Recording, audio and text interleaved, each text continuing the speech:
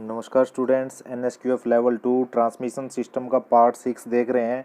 आज हम principle of gearing देखेंगे कि भाई किस प्रकार से जो हमारे गियर हैं वो काम करते हैं और उसका गियर रेशो हम कैसे निकालते हैं। आज हम आपको वीडियो के ज़रिए सारी चीज़ें क्लियर कर देंगे। आपने पहले भी देखा होगा जब हमने आपको गियर बॉक्स के बारे में बताया था कि भाई मैनुअल ट्रांसमिशन और ऑटोमेटिक ट्रांसमिशन किस प्रकार से काम करते हैं, तो उसके अंदर भी हमने जो आपको गियर रेशो निकालना सिखाया गया था।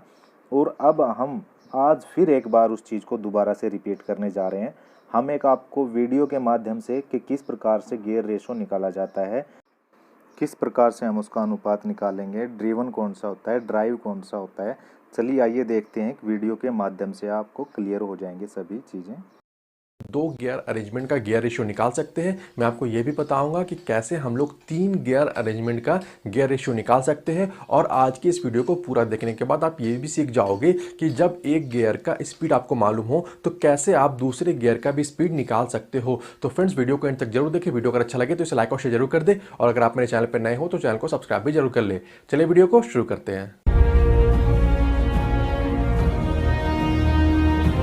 फ्रेंड्स, सबसे पहले मैं आपको ये बताता हूँ कि गियर ट्रेन क्या होता है। तो फ्रेंड्स, वैसा अरेंजमेंट जहाँ पे दो या दो से ज़्यादा गियर आपस में मेश्ड हो, यानी कि गियर का टिथ आपस में इंटरलॉक्ड हो, तो वो अरेंजमेंट कहलाता है गियर ट्रेन। अब मैं आपको बताता हूँ कि गियर रेशियो क्या होता है। तो फ्रेंड्स, जब दो या दो से ज़्यादा गियर आपस में मेश्ड होते हैं तो वहाँ पे एक गियर होता है ड्राइव गियर और दूसरा गियर होता है ड्रिवन गियर। तो जो गियर रेशियो है वो हम लोग को ये बताता है कि जो ड्राइव गियर है वो कितनी बार उसका रेवोल्यूशन होगा, वो कितनी बार घूमेगा, जिससे कि जो ड्रिवन गियर है वो कंप्लीटली एक बार घूम जाएगा। यानी कि ratio of the rotational speeds of the two और मोर इंटरलॉकिंग गियर्स, ये बताता है गियर रेशियो। फ्रेंड्स, आगे जब मैं आपको इस वीडियो में एग्जांपल लेके अलग अलग गियर्स का गियर रेशियो निकाल के बताऊंगा तो वहां पे आपको ये जो गियर रेशियो का डेफिनेशन है वो कंप्लीटली क्लियर हो जाएगा।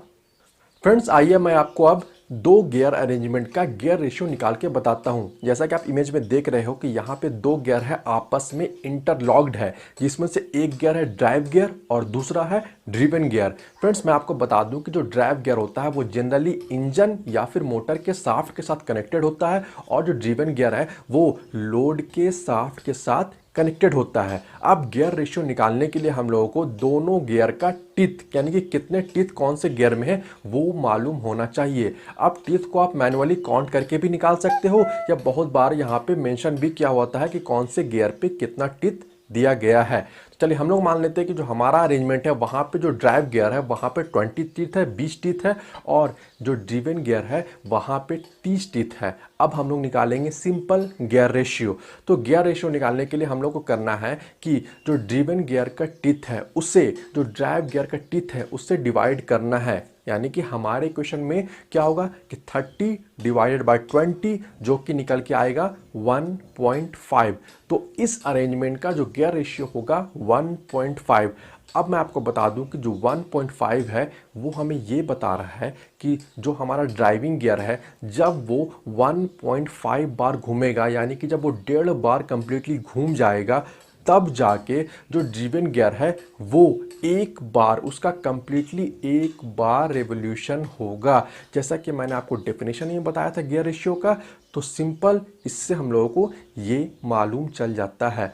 अब फ्रेंड्स, मैं आपको बता दूं कि गियर रेशियो को दर्शाने का बहुत अलग अलग तरीका होता है। ठीक है, जैसे कि हम लोग सिर्फ 30/20 भी करेंगे तो हम लोग को गियर रेशियो मालूम चल जाएगा। ठीक है, इसे हम लोग 3/2 भी लिख सकते हैं, इसे हम लोग 1.5:1 भी लिख सकते हैं। तो कभी आप लोग न्यूमेरिकल बनाओ तो वहाँ पर जैसा भी दर्शाने को कहा जाए आप ऐसा उस तरह से डिनोट कर सकते हो। ठीक है, तो फ्रेंड्स, ये हो गया जहाँ पे दो गियर का अरेंजमेंट हो उसका मैंने आपको गियर रेशियो निकाल के बता दिया। चलिए अब बात करते हैं कि जहाँ पे तीन गियर का अरेंजमेंट हो, यानी कि जो ड्राइव गियर है और जो ड्रिवन गियर है उसके बीच में अगर एक गियर आ जाए जो कि कहलाता है इडलर गियर। फ्रेंड्स, अगर आप इडलर गियर के बारे में डिटेल में जानना चाहते हो कि इसे क्यों यूज़ किया जाता है और इसका फंक्शन क्या होता है तो आप मुझे कमेंट करके ज़रूर बताएं। मैं आपको इसके ऊपर में डिटेल वीडियो अलग से अपलोड कर दूंगा। तो फ्रेंड्स ठीक है, अब हम लोग मान लेते हैं कि 3 गियर का अरेंजमेंट है। ठीक है, अब यहाँ पे अगर आपसे पूछा जाए कि आप इसका गियर रेशियो निकाल के बताओ इस अरेंजमेंट का। कई बार ये भी कहा जाता है कि इडलर गियर के साथ ड्रिवन गियर का आप गियर रेशियो बताओ या इडलर गियर के साथ ड्राइविंग रेशियो का गियर रेशियो बताओ।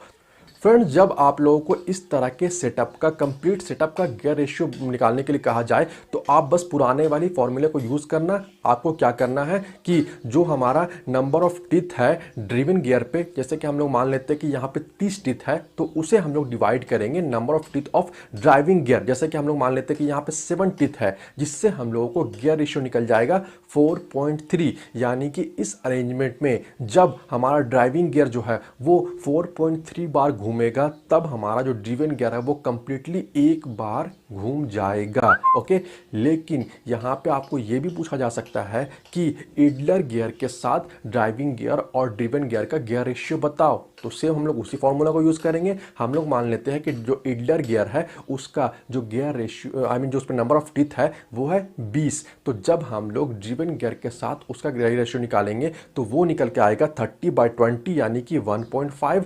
और जब हम लोग ड्राइविंग गियर के साथ उसका गियर रेशियो निकालेंगे तो वो निकल के आएगा 20/7 यानी कि हो जाएगा 2.9। ओके, लेकिन फ्रेंड्स आपको यहाँ पे एक और सवाल पूछा जा सकता है। आपको ये पूछा जा सकता है कि जो ओवरऑल गियर रेशियो है वो तो 4.3 है, लेकिन ये अलग अलग 1.5 और 2.9 कैसे आ रहा है। तो मैं आपको बताऊं कि आपको इसका जवाब इस तरह से देना है या आप इस तरह का जवाब निकाल सकते हो। जब आप इस 1.5 को मल्टीप्लाई करोगे 2.9 के साथ जो सेटअप का ओवरऑल गियर रेशियो है वो निकल के आ जाएगा, जो कि है 4.3। फ्रेंड्स कई बार इस तरह के अरेंजमेंट में आपको एक गियर का रोटेशनल स्पीड दिया हुआ होता है, यानी कि वो कितने स्पीड के साथ घूम रहा है, और आपसे पूछा जाता है कि आपको दूसरे गियर का रोटेशनल स्पीड बताना है। तो जैसे कि हम लोग एक अरेंजमेंट लेते हैं जहाँ कि हम लोग ये मानते हैं कि जो ड्राइविंग गियर है उसमें नंबर ऑफ टीथ है वो है 7। ओके, अब हम लोग ये मान लेते हैं कि उसका जो रोटेशनल स्पीड है वो है 130 RPM। ओके, अब हम लोग को यहाँ पे ये देखना है कि जो दूसरा वाला गियर है उसका हम लोग को रोटेशनल स्पीड निकालना है, जिसका नंबर ऑफ टीथ है 30। तो यहाँ पे एक फॉर्मूला होता है S1 × T1 = S2 × T2।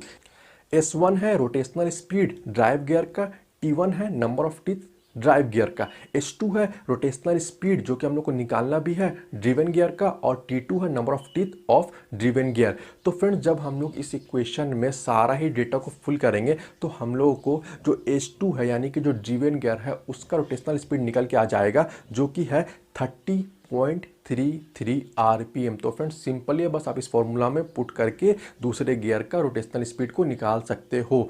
तो फ्रेंड्स आई एम श्योर आज का ये वीडियो आप लोगों को पसंद आया होगा, क्योंकि आज की इस वीडियो में मैंने आपको डिटेल में समझाया कि गियर ट्रेन क्या होता है, गियर रेशियो क्या होता है, कैसे आप लोग अलग अलग अरेंजमेंट का गियर रेशियो निकाल सकते हो। फ्रेंड्स इसके अलावा अगर आपको इडलर गियर के ऊपर डिटेल वीडियो चाहिए तो आप मुझे कमेंट करके जरूर बताएं। तो फ्रेंड्स अगर आज का ये वीडियो आप लोगों को पसंद आया होगा, अच्छा लगा हो, तो इसे लाइक और दोस्तों के साथ शेयर जरूर कर दे। वीडियो के बारे में और चैनल के बारे में अपनी राय आप मुझे कमेंट करके जरूर बताएं। इसके अलावा फ्रेंड्स अगर आप मेरे चैनल पर नए हो या अभी तक आपने मेरे चैनल को सब्सक्राइब नहीं किया तो प्लीज़ सब्सक्राइब बटन में क्लिक करके सब्सक्राइब कर ले और बेल आइकन को भी दबा ले, ताकि आने वाले इंपॉर्टेंट वीडियोस के अपडेट आपको नोटिफिकेशन के थ्रू मिलते रहे। मिलते हैं अगले वीडियो में। Thanks for watching this video.